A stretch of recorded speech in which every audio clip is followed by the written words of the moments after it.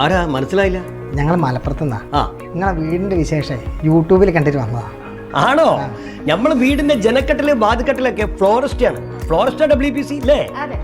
കേറിക്കോളി, കണ്ടോളി. ഞങ്ങളെ വീടിന്റെ പണി നടക്കുക, അതാ വന്നത്. അത് ശരി. ഇത് മരത്തിന്റെ പകരമുള്ള വേറൊരു സാധന, ഫ്ലോറിസ്റ്റ WPC.